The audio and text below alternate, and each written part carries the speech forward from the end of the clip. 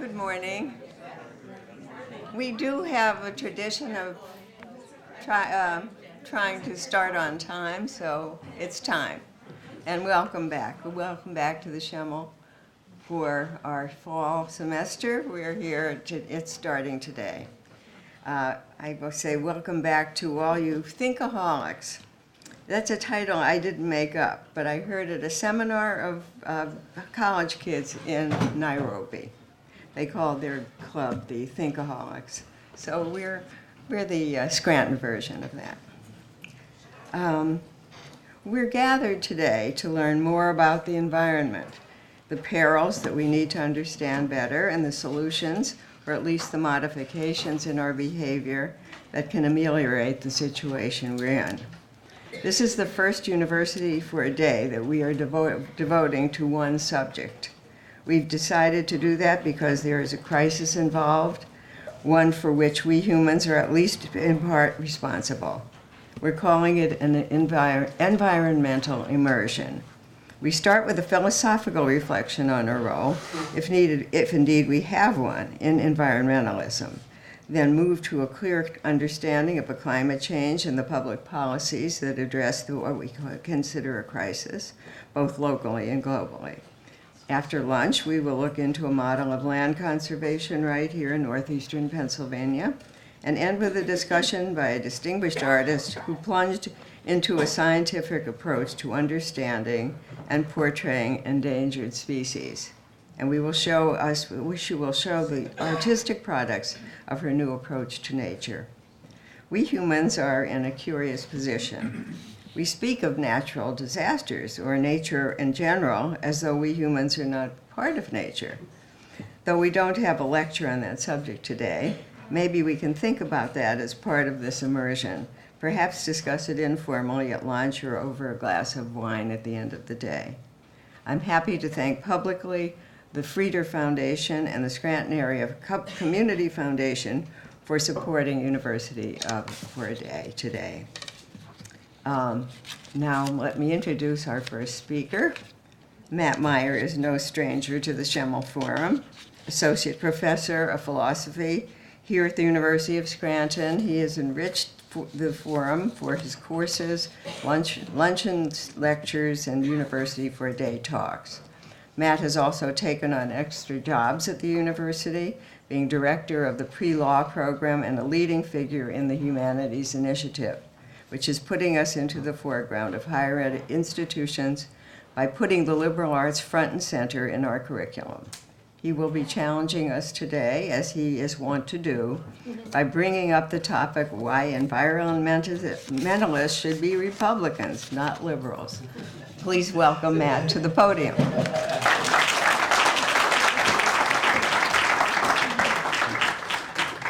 Hopefully the title got you a little bit going or kind of curious about what's going on. It's supposed to be a hook to kind of get you thinking, maybe find it a little odd. Does anyone know of anyone who read the title and says, oh, that's absurd, I'm not coming? We didn't drive anyone away. Oh, yeah, you do know somebody who said that. Okay. Okay, one person's fine. But yeah, so we're going to find out kind of how this is supposed to work. Again, my title, it's in various, I guess, iterations. Why environmentalists should be, I guess I also had civic Republicans, and that will come up later, and not liberals. It does seem, I heard the word oxymoron uttered earlier about, as I was kind of here preparing in the morning, is something like a Republican, environmentalism an oxymoron. And to be honest, probably in the late 60s, or it could even go back further, up until around, 2010-ish with the emergence of the Tea Party. I've been reading a book called Cokeland that talks about the significant changes in the Republican Party. That it wasn't necessarily. Don't forget that Richard Nixon formed the Environmental Protection Agency. And you even have statements, and you can find plenty of these by Republican leaders saying preservation of our environment is not a partisan challenge. It's common sense. There's Ronald Reagan. Things have changed. This is, I would say, and we can discuss this if you think that this isn't true, but it's really a kind of issue for the Democrats. The Democrats are concerned about the environment. You don't forget the Green Party, of course. but most Republicans now dismiss environmental regulations as anti-growth. We've withdrawn from the Paris Agreement through the Trump administration. And most Republicans, many, I guess, more than some, let's put it that way, deny or simply remain silent about climate change. And so that, as far as I understand, it's a significant change. So the current status is the idea that it is an oxymoron for Republicans to be environmentalists. So my thesis seems to be in question. Why do I think environmentalists should be Republicans, not liberal? Is my hope to reform the party from within? Maybe we could do that, actually. That'd be nice, probably not likely going to happen. The trick or the key, if you saw kind of a more robust advertisement for the talk, is that I'm going to argue that environmentalism is best served by Republican rather than liberal political theory. In other words, I'm playing off an ambiguity in the terms Republican and liberal. And this, I don't know if there's going to be confusion. I'm going to clarify it all, but there's going to be some kind of ambiguity in the terms, and we're going to try to kind of wake up by getting some clarity with these terms and see how this connects to kind of environmentalism. Here's an overview of the talk. So I will say Sandra does have the tendency to convince me to talk about things that I don't know a whole lot about, or maybe just enough to convince audiences that I do know something. I don't know. But it's actually been something where I've really kind of learned through preparing for talks, and I do feel like I know a little bit more about political theory. I know a little less about environmentalism, but I'm going to try to focus on the theory and then connect it to environmentalism. It is a continuation of the previous talks that I've given at this event, and what I've done usually, and even kind of come to a self-awareness of what I was doing kind of early on in my talks, is it's a critique of, in the past, of variants of what was known as, I'll talk about classical liberalism, neoliberalism, and libertarianism. So that's what I was really doing in my previous 3 talks. And what I want to do is kind of sketch another political theory that I think is a positive alternative to this, known as civic republicanism, and then say that republicanism, or this variant civic republicanism, it's a better political theory for addressing environmental problems. Does that kind of make sense? So that it's in this, well, I was just going to go into the next slide. Here's the idea. Here's the trick. When we talk about Republicans or republicanism, well, there's a difference between the two. We're talking about big R, Republican, which would mean the political party, and then small r, or little r, Republican, as a Republican political philosophy. I'm sorry if the text is a little small. There's actually been a few slides where it gets even smaller, and I'm kind of noticing that that's a little tiny, but I'll say what's up there, so we'll be fine. So there's a difference. Does everybody get that? So we got big R, kind of there's a party, and then there's a small r, there's the political theory. Things get a little more complicated with liberalism, because I'm going to talk about classical liberalism, which is a political theory, and then what people now oftentimes, those, put in your expletive, liberals. You oftentimes hear that those liberals over there, and I'm going to call that contemporary liberalism. Classical liberal political philosophy basically talks about limited government and individual rights. Contemporary liberalism actually emerged out of progressivism and was opposed to another thing called conservatism, and can often be associated with things like democracy and even socialism. So contemporary liberals can be socialists. Classical liberals are horrified by socialism. So does this make sense? So there's some ambiguity or clarity, as the case may be. I don't know if this helps. This explains why most Republicans are conservatives. Here's the idea is that conservatives are opposed to contemporary liberals, and I'll talk more about that. Most Republicans embrace some form of classical liberalism. If you want to find diehard neoliberals and libertarians, which I'll talk about, you'll probably find them in the Republican Party. Progressive Democrats reject classical liberalism. It's clear that Bernie Sanders is not a friend of ideas of limited government and individual rights. Although I'm sure he's in favor of some version of rights, but he wouldn't favor a version of that prevents us from kind of having something like nationalized health care. Why contemporary liberals are not conservatives. The contemporary version of liberalism is just opposed to what's called conservatism. And some or even many conservatives defend classical liberalism. Okay, good now. How are we doing? Are we okay? Now you can leave if you want. Yeah. Well, here's some evidence. So I actually enjoyed reading, I shouldn't say actually, I enjoyed reading this book. It's by George Will. I think it's 2019. It's very recent. And it's called The Conservative Sensibility. And he makes the case pretty clearly that conservatism conserves classical liberalism. Now, I'm excited about the following quote. I think I found a typo in George Will's book. I can't. Yeah. Look. So, American conservative, here's a quote, has a clear mission. Because you have to ask yourself, what are conservatives conserving, right? It is to conserve by articulating and demonstrating the continuing pertinence of the founders' thinking. The price of accuracy might be confusion, but this point must be made. American conservatives are the custodians of the classical liberal tradition. Does that make sense? Again, if you think the classical liberal tradition, that's kind of limited government, individual rights. And that's what conservatives are supposed to do. Some conservatives might take issue with that, of course. Where is he getting this from? Well, George Will openly tells us that he was somebody who was very animated and inspired by the ideas and the candidacy of Barry Goldwater in 1964. And of course, you can see the connection, the conservative sensibility, and Barry Goldwater's the conservative, the conscience of the conservative. And so this is where, it's not where we get the distinction between liberal and conservative, because that probably has a previous history, but it's one place where it's clearly articulated. So contemporary liberalism versus the conservatives who conserve the classical liberalism. But here's really interesting. So the idea is that liberals, and this is in the contemporary sense, Goldwater claims, want to harness society's political and economic forces into a collective effort to compel progress. Now we see this connection between liberalism and progressivism. We want to make society better, and the way to do that for the liberal or the progressive is to employ government forces to advance society, whether that be economically, whether that be socially. Of course, this is kind of his candidacy in the midst of the civil rights movement as well.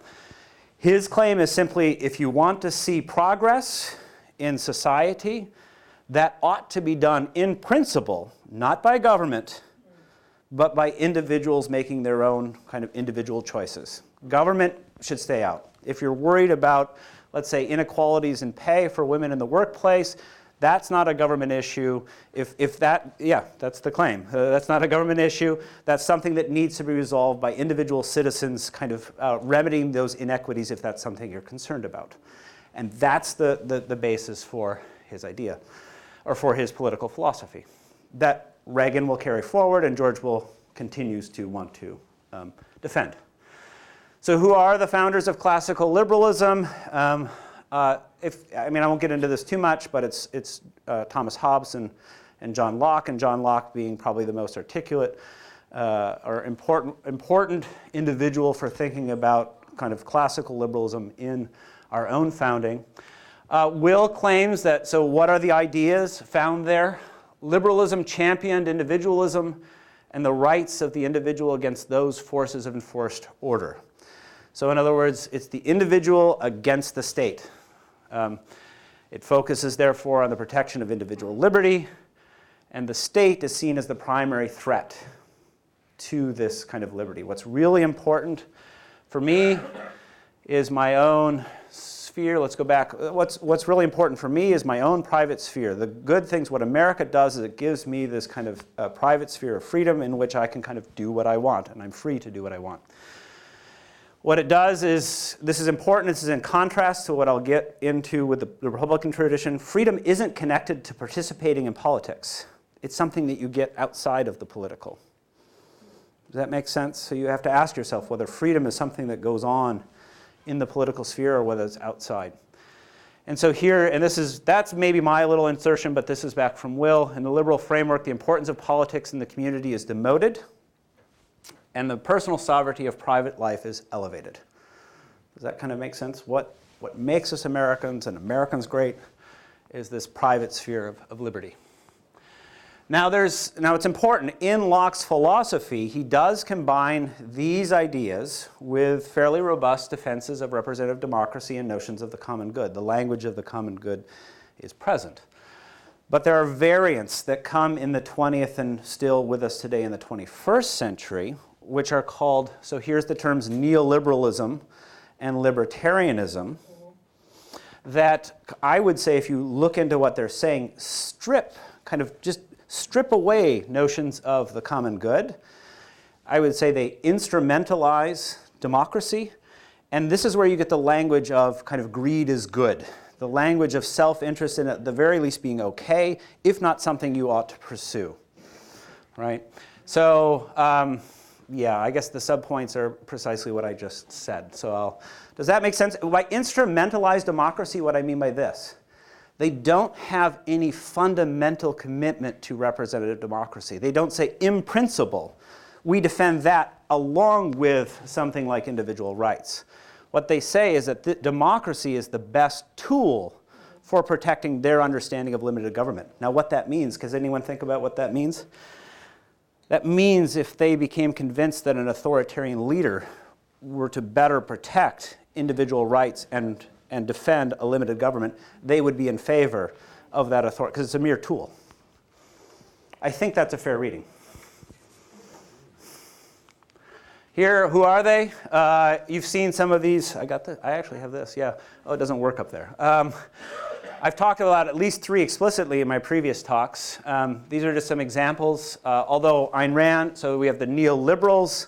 I think as you move down the scale from neoliberal to libertarian, then if you were to go down like here, we'd be an anarchist. I think a person named Murray Rothbard would be somebody that's kind of down there.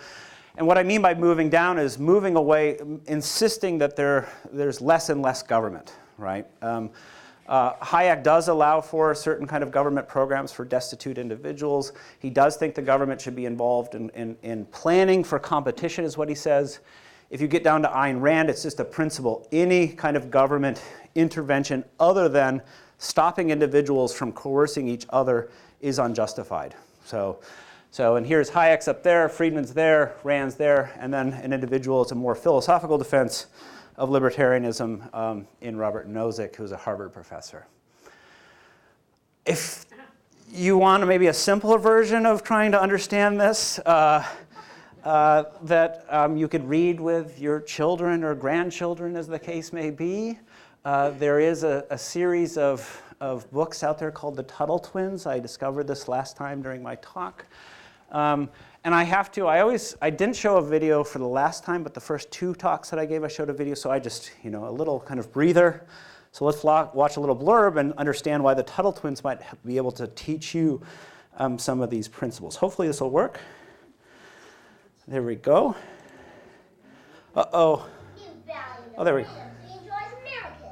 That you and your children learn about and cherish these freedoms, right? Let me go over here. But chances are your children aren't learning about the principles of freedom.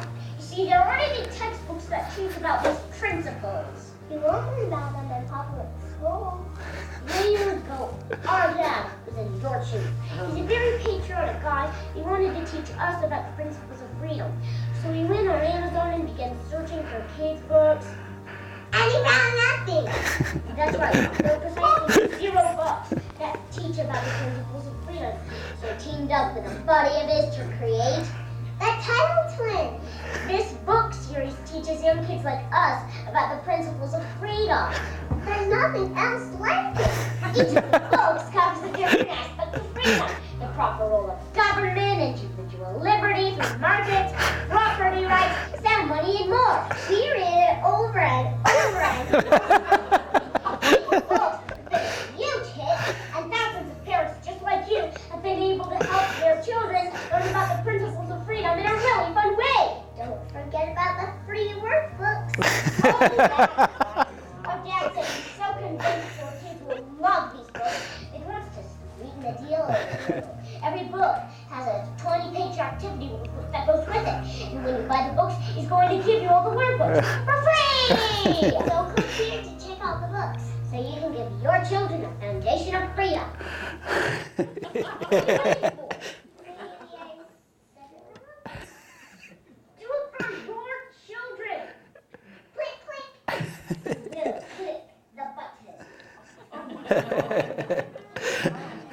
So, yeah, I think it's so, yeah, right? I mean, it was so cute, I had to show it. But there might be, who was?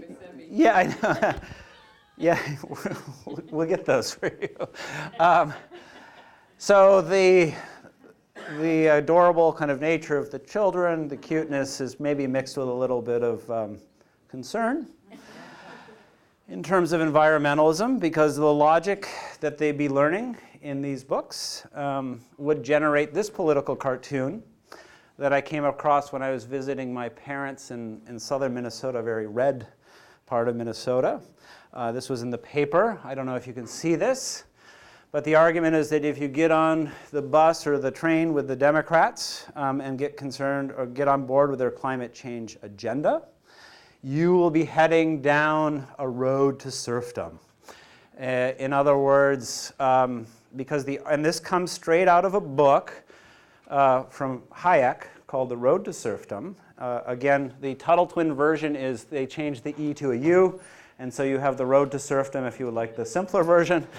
But the argument there is once the government gets involved in planning or doing things in the name of the common good, what you're going to do is expand government power that will eventually turn into something like political tyranny, and you'll lose your freedoms. So, and this book became a bestseller when Glenn Beck was talking about it on his show around the debates when we were debating the Affordable Care Act.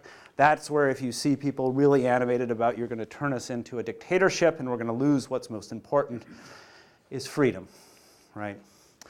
Do you have a question? Or? So if I want the freedom to go fishing, but the stream is polluted and there are no fish, do I really have freedom? There are obviously objections. Right?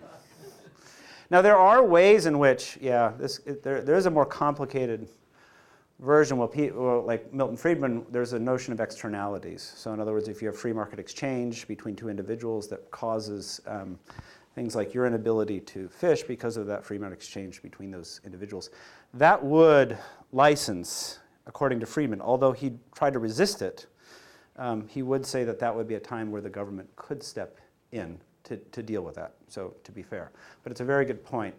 But to get to the notion of freedom, I actually think, have you ever heard of coal rolling or coal rollers? I mean, I thought of you guys, because you're Prius owners, right? No, not anymore. You don't own the Prius. Oh, you still have the Prius? Don't use it. Yeah. Has anyone heard of coal rolling? No. Okay.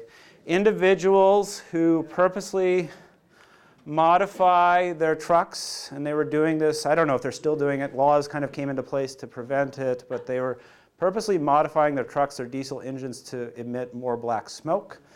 That, of course, I do not think, you can't take that literally, they're not really kind of saying Happy Earth Day. There's also, I said about anyone else, Prius owners here? So they have videos, it's okay. They have videos where they would get into their truck and then drive up in front of a Prius and then shoot the black smoke out. Oh, it did happen to you? Really? 2 years ago, I was behind, and this truck just blew all this black smoke out. I didn't know it was because of my car. Yep. Well, I'm cheap. I won 50 miles. Yeah. And what they're doing, I think that there's actually a political, I mean, some of it is just, what you can pick your favorite term to describe. The jerk, I guess, is a nice way of saying it. These guys are jerks. There might be a political philosophy behind that. Once you privilege something like individual freedom as the idea that I should be able to live my life as I see fit, then when you get the government coming in and saying, I can't do this, I can't do that, I can't do whatever, I'm going to think that that's un-American and a threat to what I think this country stands for. And so I'm going to kind of symbolically rebel. I guess you could use creative language about what these people are trying to express.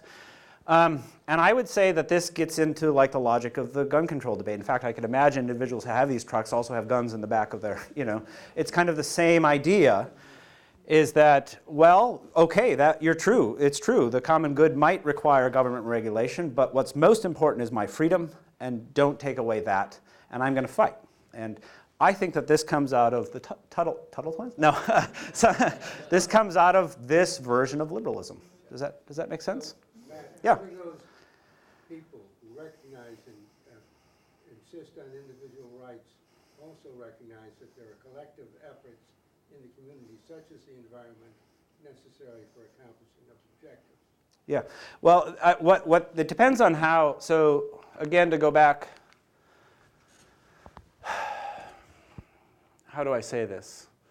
The more this line of thinking resists this idea of community coming together. If it's done freely through civic associations and the government isn't involved, then they're fine with that.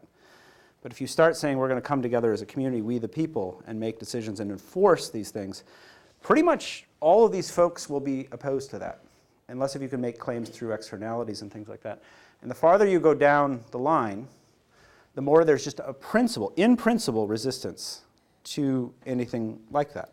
Does that make sense? And that's the worry about the theory. And the idea is that this theory really sets up an opposition between dealing effectively with climate change and classical liberal political philosophy and its variants, libertarianism and neoliberalism. All right, I think we're on board, right? We're kind of, yeah, okay, good. So one of the things would be is, now I'm going to transition to the latter half of the talk. We could, I'm going to be arguing for let's adopt the idea of being a Republican. I guess I wouldn't be opposed of saying perhaps environmentalists should be liberals, right? But just in another sense, and so we keep clear that we're not the kind of classical liberals or the libertarians or the neoliberals. Oh, it gets confusing. If you're interested in that, Sandra, I think I gave you this book, didn't I? So this is Helena Rosenblatt, who makes an argument that the real meaning of liberalism actually can be tied to, of course, it's much more complex than this, but basically notions of liberality and generosity. And therefore, a liberal would be one that would be willing to support policies that would contribute to the common good, because you're generous and liberal in that sense. You could also think about the way I think liberalism, the term, emerged with somebody like FDR, is they said we share the classical liberal conception of freedom, and we say that that's important. But what we think is that freedom only comes when individuals have things like clean water and economic security, and that's the only way you have true freedom. So here, freedom would come through government programs like Social Security, right? Freedom would come through having basic level of health care. So that is a way of thinking about liberalism that we might endorse. And there's something I won't say. There's a big figure missing here is John Rawls. I won't say much about it, but it's egalitarian liberalism, where we kind of combine liberal emphasis on freedom with a robust conception of equality. We might also say, no, we're not liberals. Let's rebrand ourselves as progressive. I don't know. Do you think this is true? This might be rhetorically smart. Does anyone feel like folks, the conservatives, have convinced people that liberalism is a dirty word? Sure. Oh, okay, and then are you convinced that it's a dirty word? No. Okay, well, yeah. So much that there are some colleges and universities that have taken out all reference to liberal studies. Yes. Because it's become Or liberal arts. Liberal arts. Imagine that progressive is a better word for it. Yeah, but they might start the whole thing, and then we have to. And you have to get rid of that. So you take a stand. Yeah, you take a stand, because they're just going to do it to term progressive. Well, yeah, Yeah. because they'll know that they're definitely against progressive, Yeah. Oh. so that word. Yeah, this might work. It's historically accurate, again, and I don't know the exact history. Some people in this room might actually know better, but sometime kind of around Wilson into Roosevelt, FDR, they started, and even maybe Teddy started using terms, rather than calling themselves progressive, they started calling themselves liberal. And then that fed up into the distinction that you find in Goldwater. It would be historically accurate to do that, and it would make a clear distinction, because again, I'm a liberal but not a neoliberal. Oh, I'm a liberal that hates neoliberalism, right? I mean, that gets pretty tricky. Here, it might be an advantage, I don't know. Now, this gets really tricky, because some Democrats will be accused of being neoliberals. So in other words, buying into the same framework that Ronald Reagan kind of brought with him the framework of Hayek and Friedman and just modifying it in certain ways. And maybe if you went progressive, then you could say, well, the progressives are the people who support things like the Green New Deal, which is a big kind of punch against the neoliberal framework. Here, if you're kind of wondering how could we have neoliberal Democrats? Here's something I was reading. I was like, has anybody kind of written on the idea that it's obviously true that classical liberalism and environmentalism just kind of don't work together? And here was an individual who defended classical liberalism, but was also very concerned about the preservation of the environment. And here's what he wrote. Government does not create jobs. Well, it's not what here's what he wrote, quoting, and you'll see who he's quoting.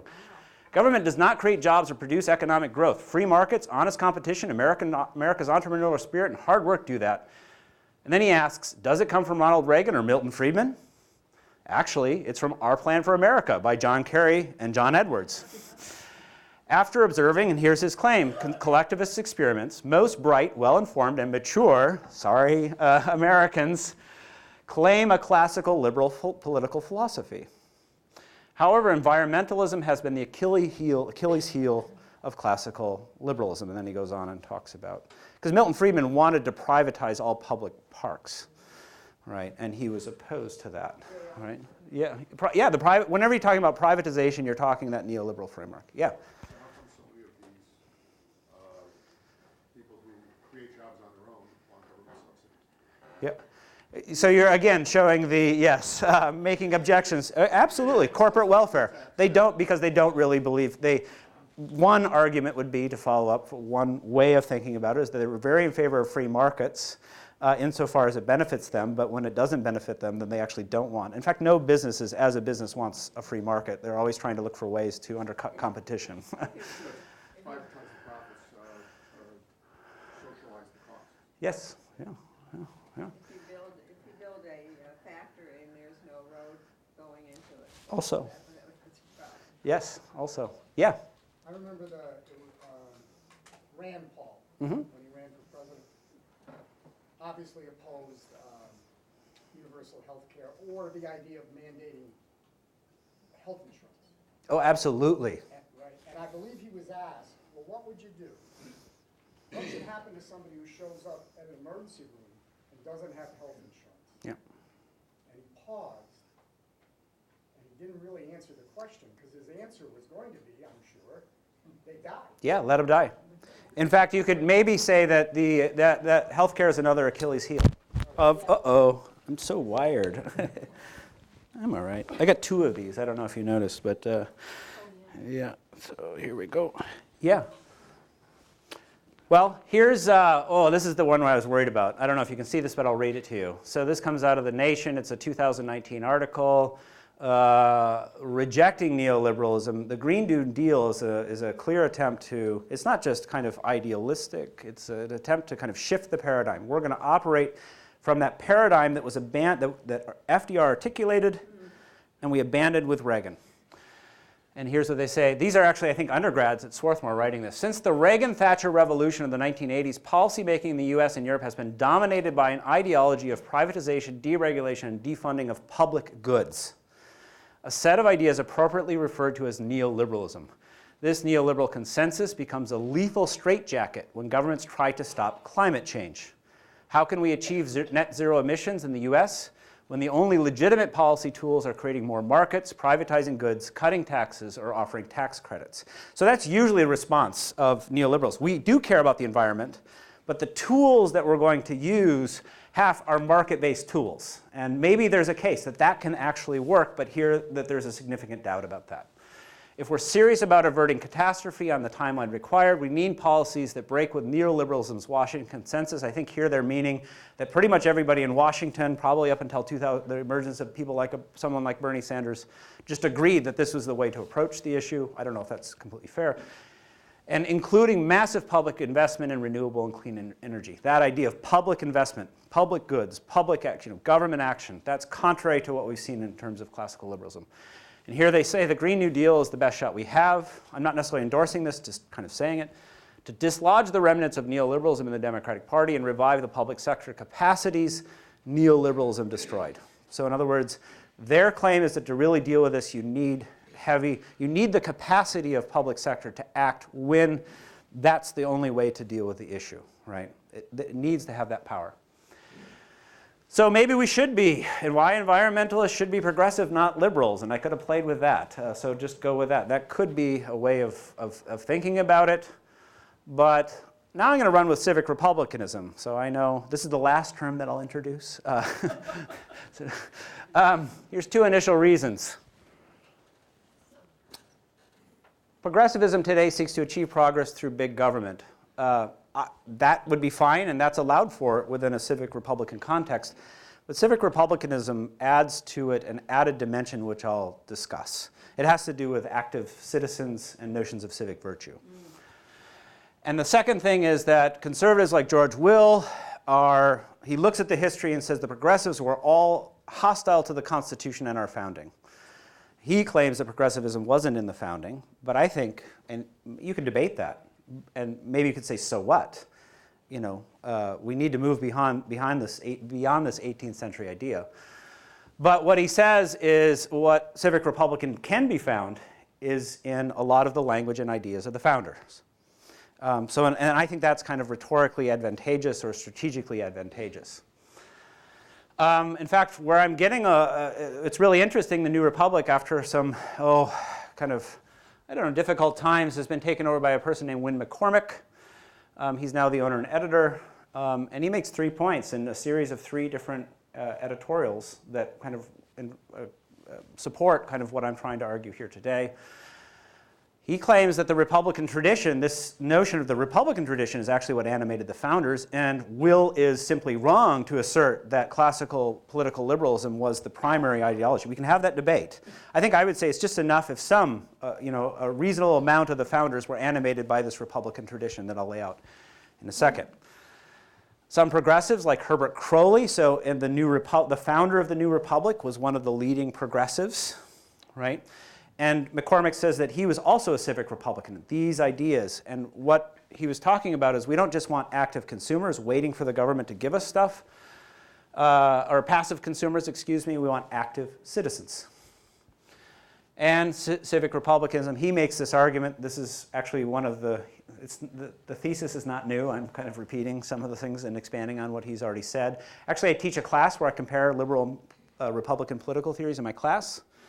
And a lot of the students, when we're doing republicanism, bring up the environment. So they think that there's a natural fit. So maybe I should give credit to my students. So what is this thing called civic republicanism? It comes from, I would probably say the difference between republicanism and civic republicanism is that you can easily wed civic republicanism to democracy, and it also emphasizes engagement with civil society. I don't have this up here. But it's more open to notions of equality. Traditional republicanism can be very, very elitist. I'll mention that at the end. But the idea of republicanism, this is the crazy thing.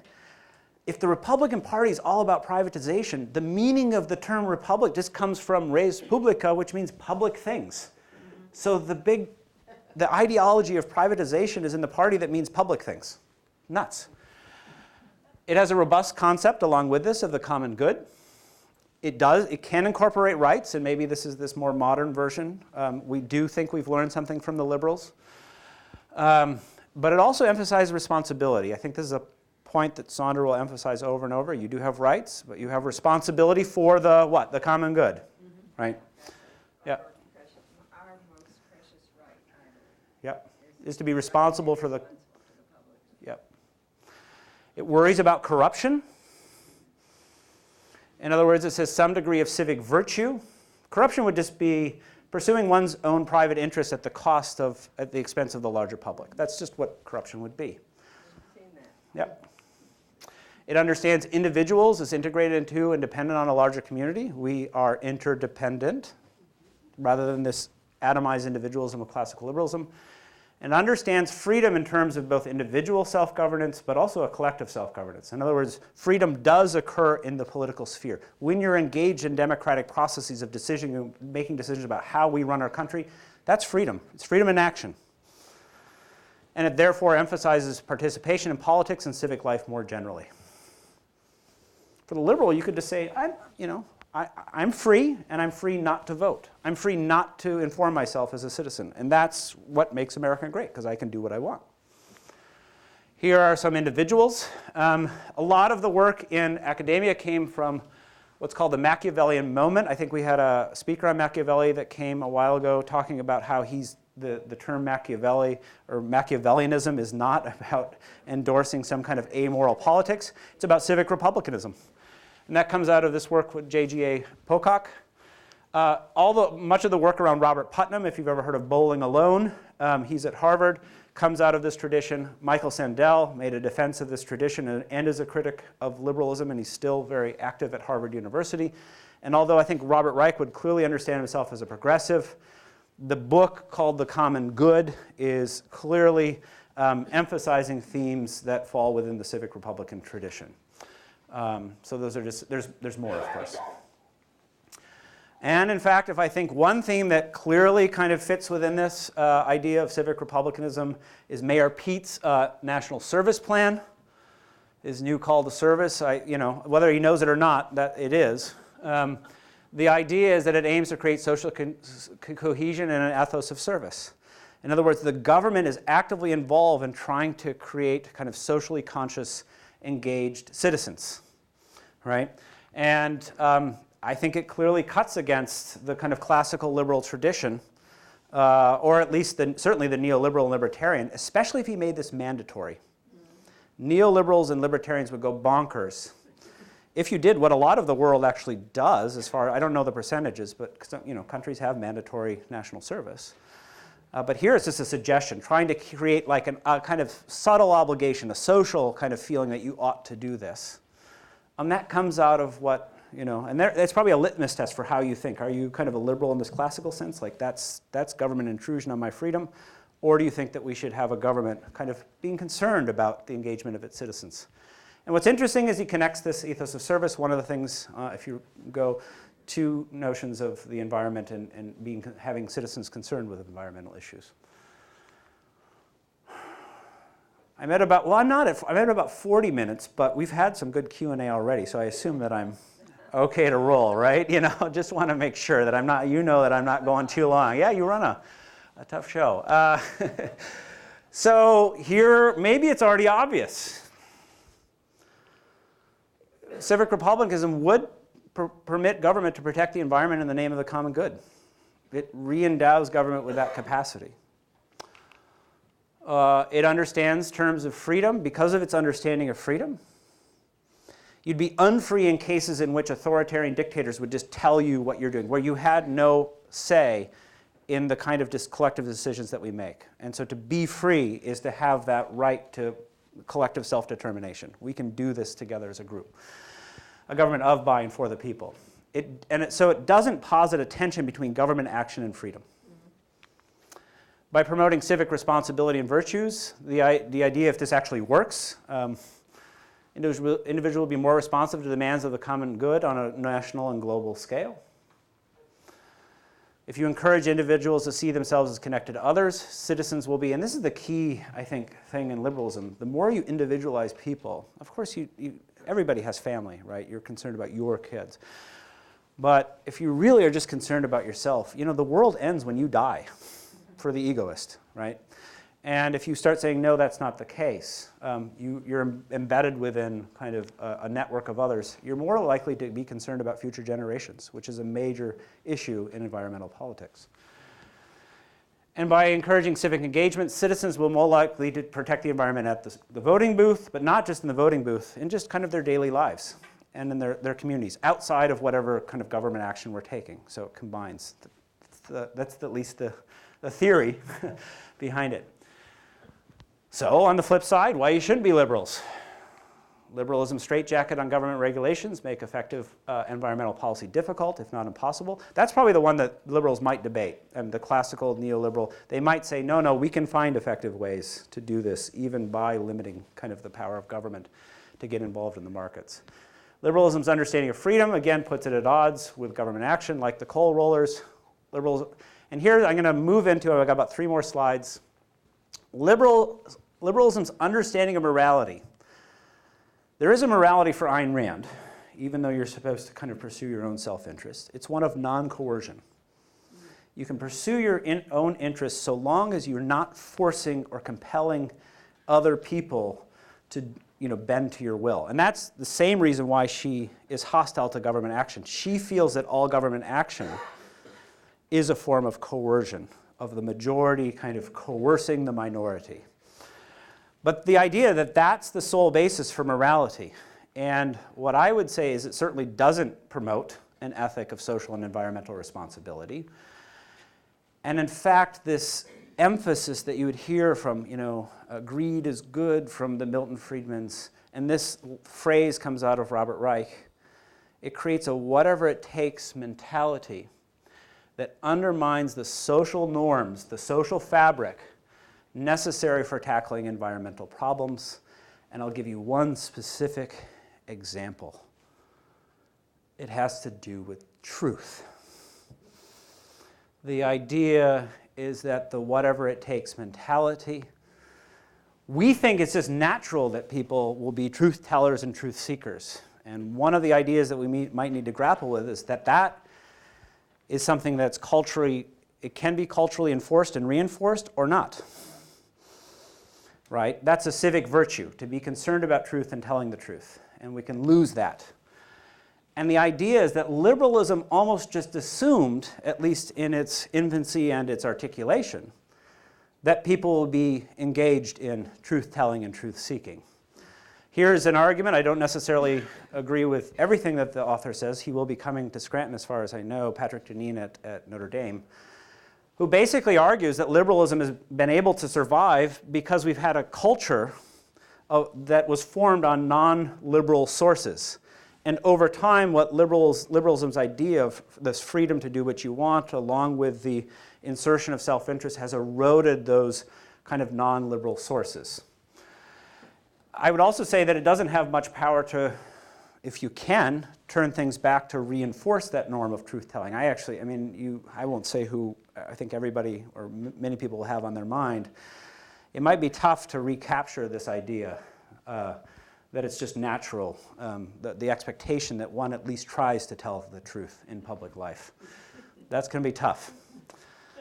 But I think this is essential. What's that? It's the exact opposite. The expectation is that people will lie. Will lie. And if you don't, you might lose your job. You're a loser, you're stupid, and you might even lose your job. Because we had an instance of, just a few days ago. And I would suggest that a commitment to truth, that civic virtue, and this of course comes out of Robert Reich, hence his book with the kind of the key virtue of society is truth and, trust as well. Of course, if people lie, then it undermines trust. So truth and trust go hand in hand. Climate change denial or self-denial. There might be people out there who, I don't know. There might be people who are not genuinely convinced, but it might be a form of self-denial. It might be because they see the conflict between liberalism, classical liberalism, to which they're wedded, and environmentalism, and say, well, if climate change is true, then classical political philosophy needs to be abandoned. I don't want to abandon classical political philosophy. Therefore, does anyone know what follows? Climate change can't be true. You just shake your head, like finding out that, your kids are doing something really wrong that would shatter your image as a parent. Like, that can't be true, right? So, of course, is civic republicanism, and here's why I put a little doubt, is it the panacea? I don't know. I think that this is where I'm kind of headed in my own thinking and suggesting that you think about it as well. I think liberal worries about the tyranny of government programs, regulations, expansion of government. I don't think that they're wholly unfounded and irrational. In fact, you might say, oh, civic virtue, great. Well, what are we going to do? Could you imagine setting up like a ministry of virtue? That sounds like, right? That sounds scary. And that sense of scariness, I think, comes from our liberal sensibilities, right? Government shouldn't be involved in trying to shape individuals. Republican notions of civic virtue can imply an elitism. This goes back to traditional forms. Republicanism comes out of a lot of times military contexts where, people who sacrifice themselves for the public good are the ones that go fight. They're the ones that are honored. They're the real citizens, and the people who don't go and fight are just kind of second-rate members of the community. So it might cut against democratic equality. And there's also issues if you're talking about common good and the importance of common good.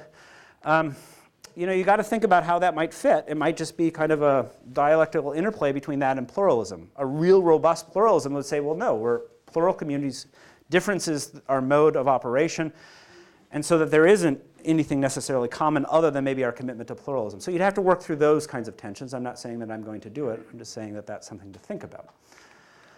However, I do think that the government must be, in order to deal with issues of the environmental crisis, government must be able to act in the name of the common good. And that some version of civic virtue or some modicum of civic virtue is essential if we're going to solve these and other problems. You can flip it around. Say, in other words, civic vice or corruption is one of the greatest threats to the environment. I think you call corruption, what, a weapon of mass destruction, right? And then I just randomly threw up these pictures. Have nothing to do with the title. I'll let you think about it. And of course, you could perhaps add one more, but I'll let your imagination go. Instead, I thought I'd just end with that. There we go. And say thank you very much. Yeah.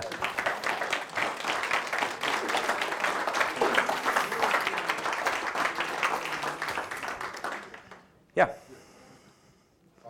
Matt, where do you put the religious right into this?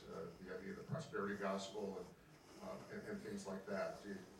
Given that they claim a moral base and separation of church and state, or the whole the whole different philosophy that we see coming out of that movement. Where would you put that? I mean, I think. Where do you think? I mean, given what we've. In some instances, denial about truth. They just seem to. Yeah.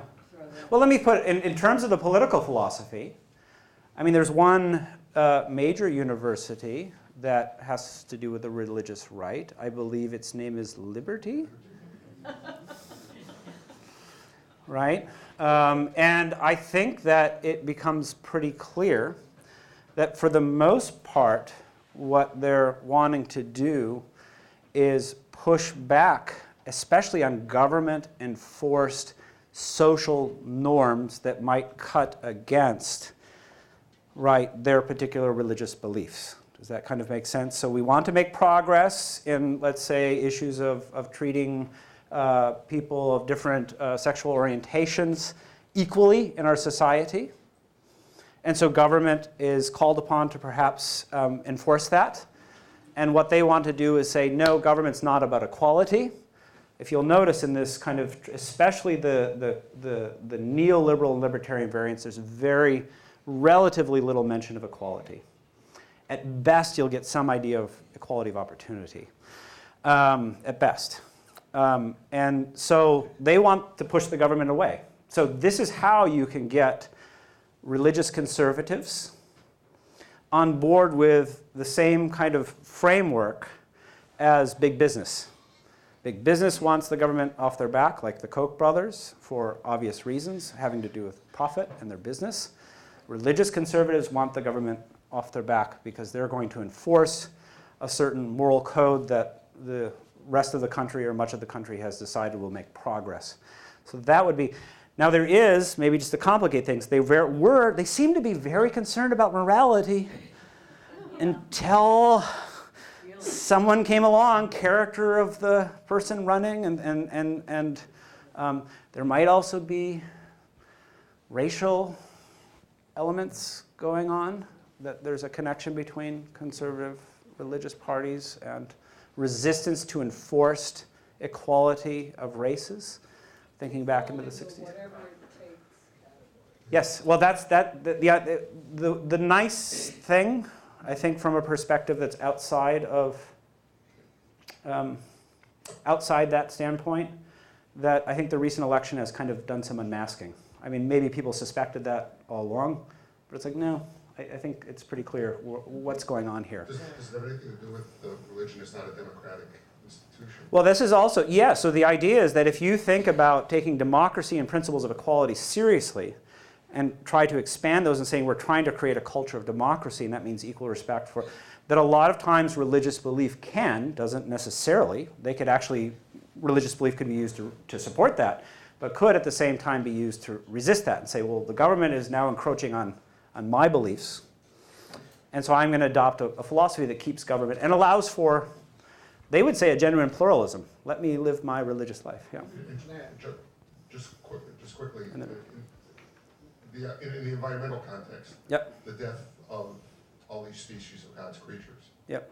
does that seem to register at all in that milieu? I am sure that there are individuals who are animated by Christian principles who are deeply concerned about the environment. I think that it would be unfair to kind of do a brushstroke and say, I'm confident that religious belief can animate a robust environmentalism. How much that's present in the religious right, I can't speak to it. I'm sure that there are some strands, though, that are out there. Yeah.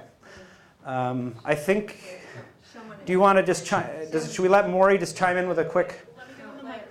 Okay. He has a question. Okay. Okay, well, wait, Yeah. We got a microphone. I actually have two I could give. No, I can't do that. Where does meritocracy fit into this entire discussion? Yeah. Well, one of the ideas of a civic republican tradition is that you would have notions of better and worse citizens. But notice that the merit, I mean, if you're kind of, that kind of makes, that's a little uneasy, but if I just flick back to the images that I showed, you might say, oh yeah, those aren't great citizens. And we can think of other citizens that we would honor. But the merit would be tied not to professional success and accumulating large amounts of wealth. It would be the people that we honor are the people that have made our society, contributed to the common good, and we honor those by naming things after them, by recognizing them. That would be the kind of meritocracy that I would suggest that fits into at least the civic republicanism. The neoliberals would be probably the free market.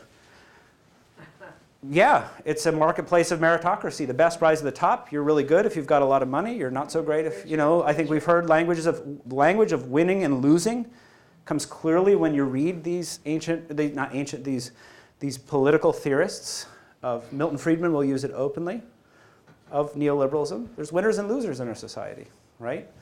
And what you gotta make sure is you don't get too many losers so they come and vote. So that's the worry about democracy. Yeah.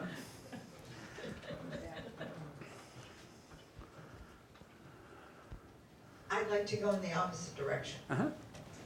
Thursday night at the wonderful Interdependence Day, one of the questions of one of the panelists was, what do we do about our neighbors?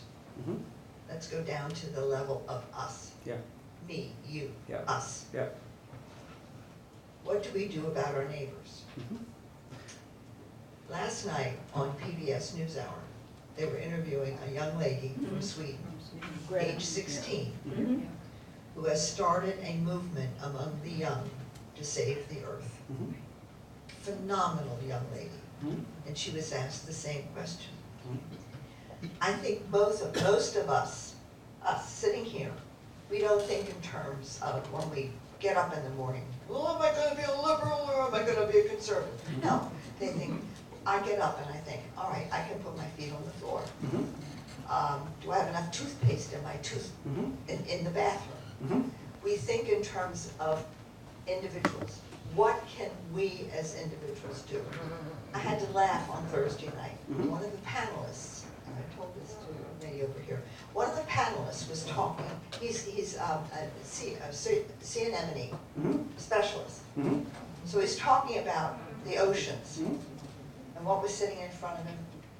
A plastic water bottle. I just was like, this is wonderful that that there are people who think in terms of liberals and conservatives and et cetera, but that's not us individually. We need to take responsibility for our own actions, and we need to set examples as this young lady is doing for all of the students in the world, Mm-hmm. saying, if you don't save this planet, Mhm. we're done. Mhm.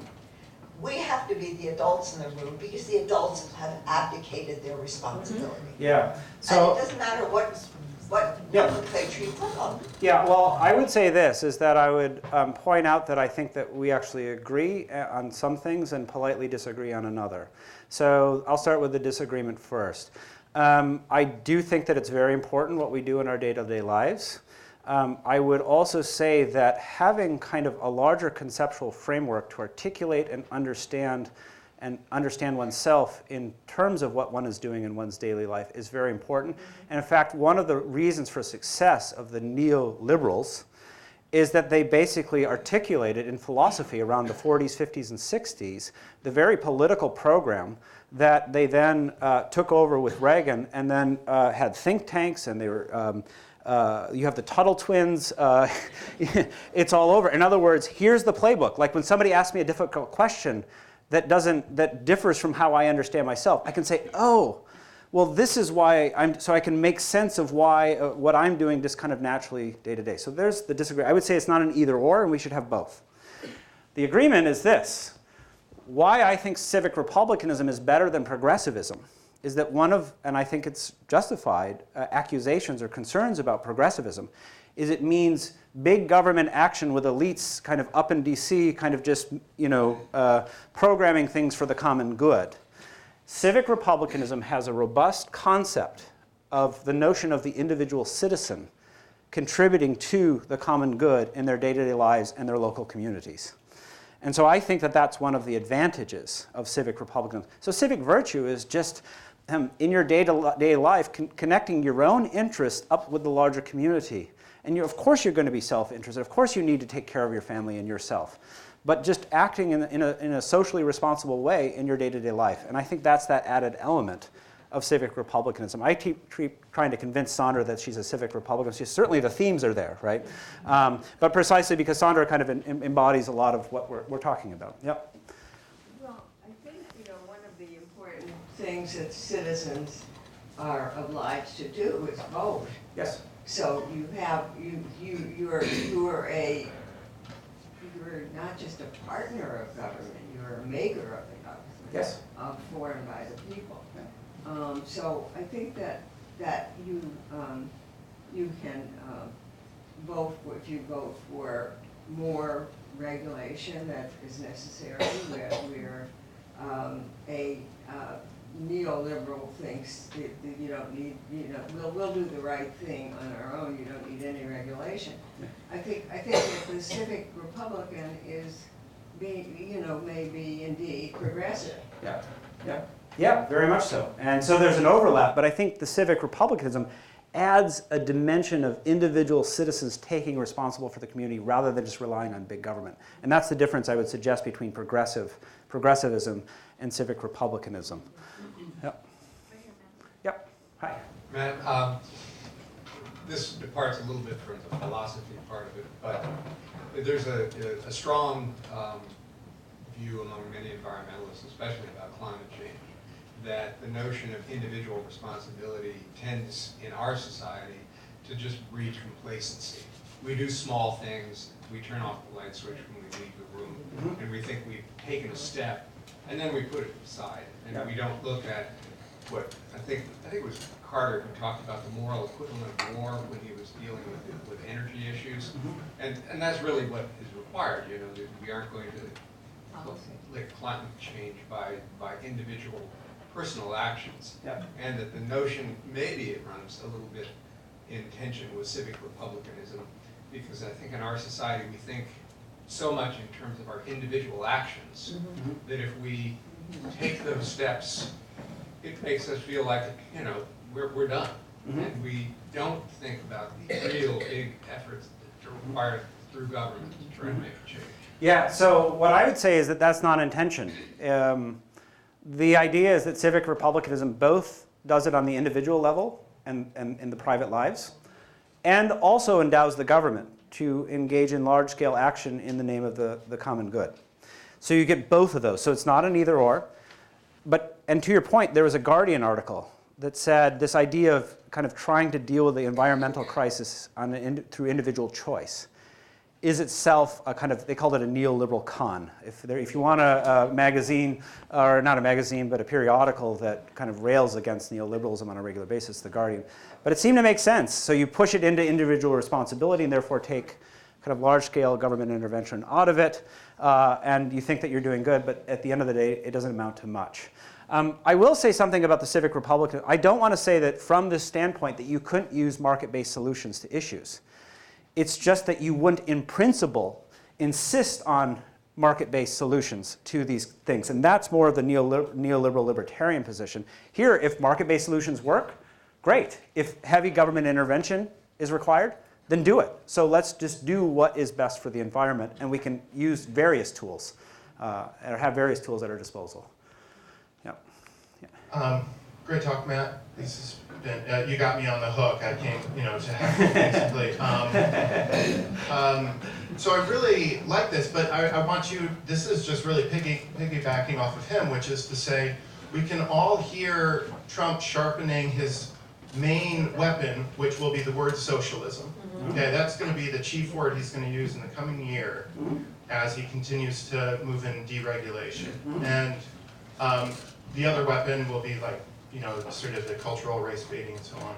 But this chief one of socialism with respect to the Green New Deal, I want you to maybe delineate why it seems there have been like a few sort of swipes or kind of equivocations about the intensity of the Green New Deal with respect to seeing some harmony, which is large government action to protect the common good, which I think we're all naming as necessary beyond individual action, because the Green New Deal is socialistic in tone. It is intense. I mean, we're talking things that make the Dust Bowl look small. But if any of you haven't seen like Ken Burns' great documentary on the Dust Bowl, to remember what it's like to say we can't just all be better individual farmers. There is dust on the tables in Washington, D.C. from Oklahoma. We need massive intervention. We're going to have to learn how to deal with this word socialism for it. Well, so I don't think that, I think it would be wrong to think that I'm trying to say that civic republicanism is in tension with progressivism or even socialism. In fact, there's a big overlap. My claim, and here's the language that I use, let's turn to civic republicanism to supplement or perhaps supplant, and by supplant it's not supplanting, changing the theory. It's actually, oh no, this idea of the Green New Deal, well that's Republican.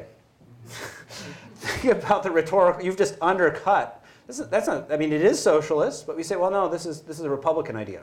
In other words, it tends to the public things, the common good. So a rhetorical move, it would be quite interesting to see if somebody kind of pulled that off. But the idea is that a lot of this harmonizes with a progressive agenda. It's just that the civic republicanism adds that added kind of dimension of individuals. So in addition to large-scale government action, you also have individuals just naturally concerned, developing a conscience about things like the environment and the larger public good. So I think that would be the idea. Yeah. Maybe, do we have what? It sounds like one more. Yeah. Yeah. Okay. Hello. I had a vivid memory of my college political science textbook in California that had Scranton as an example of pork barrel politics because of the museum. But the other thing that came back to me was this idea of trying to make things black and white and red versus blue. So I was remembering that if you have an education, you're more likely to make more money. If you have an education, you're more likely to be a Democrat. If you have more money, you're more likely to be a Republican. So those formulas don't always work out. And the other thing was, maybe to his question, a quote I love by Frank Lloyd Wright was that the truth is more important than the facts. So I was wondering what kind of role the belief in science plays in the civic republicanism. Yeah, so I think, well, maybe I'll just focus on that last one, that the civic republicanism would, I guess I'm going from the basis of, I mean, I don't know why I need to find it up here. I would just say it. Oh, there we go. We got it. Yeah, there we go. Theoretically, it could be true that the scientists are off base, in a theoretical possibility. But the idea of the scientific evidence that that civic republicanism tries to cultivate almost as one of the cornerstones of a healthy social, a healthy society, is that you have a commitment to truth-seeking and truth-telling. That you're really committed to, if you're a denier, take some time and read the literature. Go visit some of the places where people say that climate change is happening. And then, see where you stand. And be genuinely committed to being open to the evidence. And the idea is that the climate change denial, I think, assuming that the scientists, is just overwhelming evidence, is a form of civic vice. I think I got some agreement there. It's a form of veering away from a commitment to being honest about what we need to do as a society in order to address some of our most pressing problems. I think that's the connection. Yeah. I have one quick question for you, sir. It was mentioned before that it was an oxymoron, environmentalist, Republican, and I just wonder, what is your definition specifically of an environmentalist? Yeah, that's a good question. I guess someone concerned. So I didn't say. So what I said is that it seems like an oxymoron. Yeah, that's and actually someone concerned about issues with the environment would probably be the best one that I would give in terms of a definition. And I thought about including a definition, but I never got to it in the talk. Because there are a lot of conservative Republicans, however you want to term them, that are very concerned about the environment, that they may not support every policy that either side decides is environmentally, Yeah, no, I agree. So what I said at the beginning of the talk is that actually being concerned about the environment was very much part of the Republican Party for a good number of years. They might have differed on the solutions, oftentimes offering more market-based solutions. But the suggestion is that something happened where fewer and fewer Republicans are left in the party that are openly concerned about it. In fact, I was reading an account of, I'm forgetting his name, but I think it was down in South Carolina. But Trey Gowdy took his seat, where he was admitting to the truth of climate change, and people got really angry, and they voted him out and put in Trey Gowdy instead. Bob Inglis, I think, is the name. But that was also in So does that kind of make sense? It's a change in the public performance. Yep. So thank you. And on that note, yep. Are we confused, educated, all the above? I think we've been amused too, and we thank Matt Meyer. And you have 15 minutes.